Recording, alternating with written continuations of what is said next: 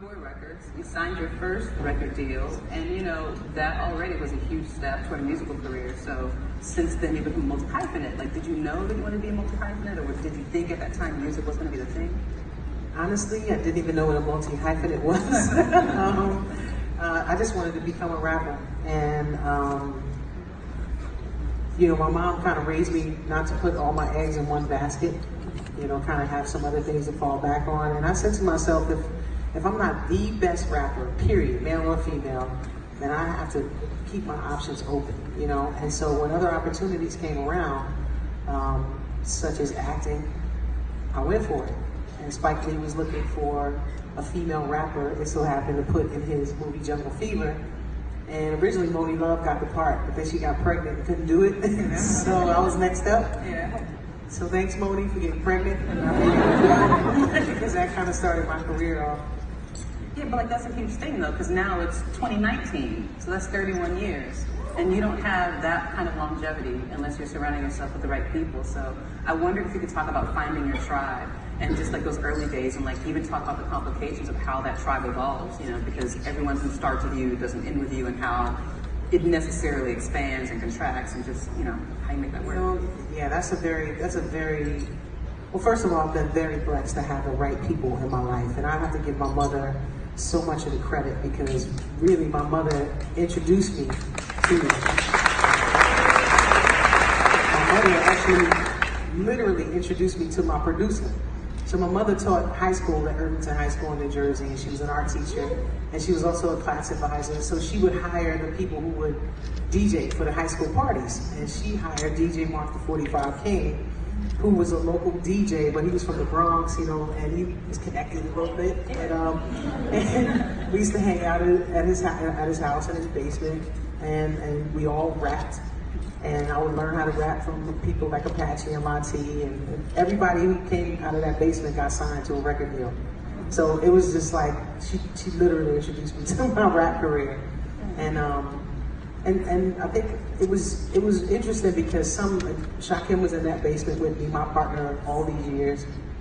We started this management company kind of out of necessity. Number one, I didn't really want to be told what to do, or have somebody stick a piece of paper in front of me and say sign here, and not know my own business. We heard all of the horror stories about people losing all of their publishing and all that kind of stuff. And so we decided to create our own management company managing me initially. But then my boys, they were all in these terrible contracts, horrible contracts. Mine wasn't the best contract, but compared to some of what they were signed to, it was like night and day. So our first mission really was to get our boys out of these bad contracts and get them new deals. And we got each and every one of them out of those contracts and got them new deals. All of these were always in me. All these things that you saw me do, I was capable of doing. And so it really was just a question of when and how. When and how would I do this?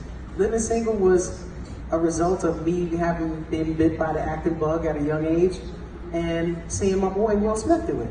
So we're just rappers on tour, and then we get off tour, and all of a sudden Will has a show.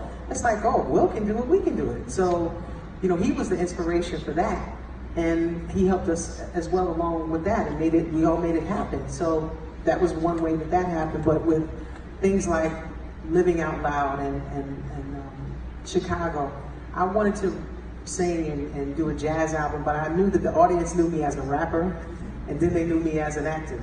So I had to kind of season them up a little bit.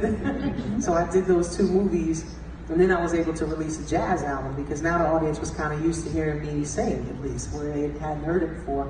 So I think sometimes it's the timing of things and how you lay them out. I think if you're capable of doing whatever you're capable of doing, you can do it. Sometimes it's just a matter of the timing and how you sort of present it, so that it finds its audience. I first discovered Tide with my friend Amanda Peacock, who's here.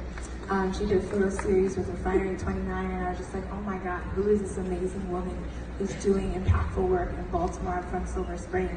And I was just like, I need to find who this woman is. So I tried my best to build trust with her. I met with her. We talked for like hours upon hours in Baltimore, and then kept on visiting Baltimore just so that there just felt like more comfortability, because I know that her you know, her story is very, very strong, but it's also very heartbreaking. So I wanted to make sure that I was authentically always telling that story. And then Haley, your story is also particularly sensitive. It follows a family who moved up here from Georgia, a mother, Jakina, and her daughters, Michaela and Janiyah, and how they're trying to like advance themselves and move out of the shelter system and like into like homes. And they're really like these beautiful, capable family, and we see them like calling every day, you know, going to different schools, like fitting in, like making the grades. And so that was a really sensitive, tender moment to get to observe. So can you talk about how you built the trust and how you got to interact with them? Yes, it was kind of amazing how it happened because we started filming them like a few days after we met them. And it's really just speaks to how much they took us into their lives. And they trusted us, and I'm glad that they did. Or would they call you if they knew something was happening? Yeah, they called us every once in a while because it was very hard to kind of get access, as they know, it's like the New York shelter system. It's not the easiest to navigate. We can't just walk in there and start filming. So we had little tricks along the way to kind of get what we needed. It's just because of the family that we were able to be with them so much. And are you going to continue as a feature film, or like what are your plans? I would like to. I would like to continue talking about this issue because it's very close to me, and there's so many people going through it. And I think the idea that I wanted to get across with this film is that you can't always tell who is going through this experience.